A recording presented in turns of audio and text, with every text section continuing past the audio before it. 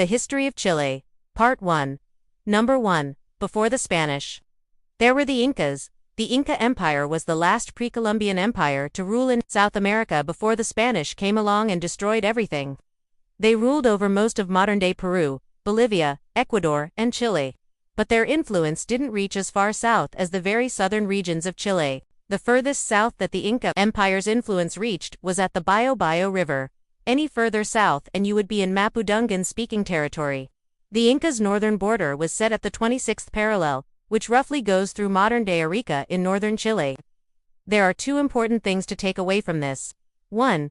The Inca Empire did not control all of Chile. 2. The Spanish weren't the first to inhabit or rule over any of this land. Number 2. The Spanish began exploring Chile in the early 1500s. It's believed that they arrived in 1520 when a Spanish explorer named Francisco Pizarro led his team into the area. But it wasn't until 1540 that the Spanish crown officially recognized Chile as a part of the Spanish Empire. Even then, it would be almost 20 more years before any real settlements were made. The Spanish were slow to settle Chile, because the lands were mostly arid and the constant warfare with the indigenous people made the territory unattractive to settlers. And so it was largely ignored until the silver mines of Bolivia were discovered and the riches of made the Spanish quite interested in having a proper Chilean colony. Between 1567 and 1823, Chile would be known as the Captaincy General of Chile, a Spanish colonial territory. 3. Chilean independence. Similar to many other South American countries, Chile's independence from the Spanish came rather quickly and with little bloodshed.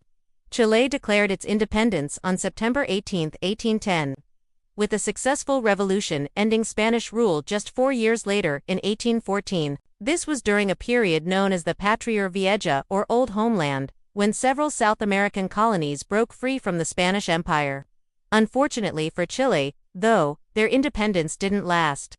Between 1814 and 1818, Spain would regain control of Chile and begin a brutal campaign of repression against the rebels. But by 1823, Spain had lost interest in trying to retain control of Chile and recognized their independence.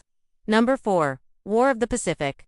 For decades after gaining independence, Chile was stuck in a civil war with Spain.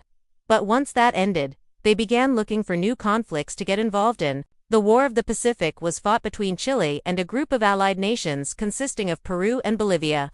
The immediate cause of the war was a territorial dispute between Chile and Bolivia over the region of Lomas Amaras. However, both Peru and Bolivia supported the claimant, and so Chile went to war with both of them. The war lasted from 1879 to 1884, with Chile winning the war and expanding their territory into northern Chile, southern Peru, and western Bolivia. During this time, Chile grew by over 300,000 square kilometers, essentially doubling in size.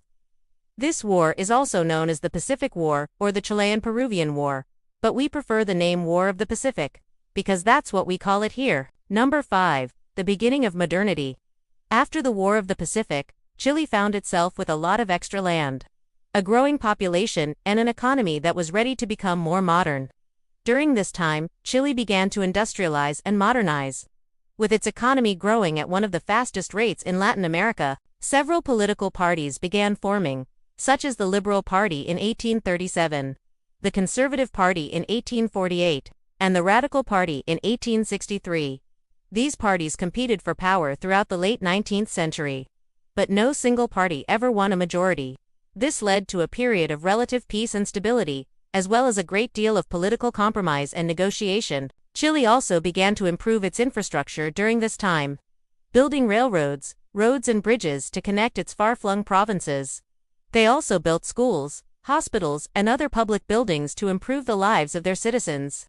By the turn of the 20th century, Chile had become one of the most modern and developed countries in Latin America. That's it for today. Thanks so much for watching, and I'll see you next time.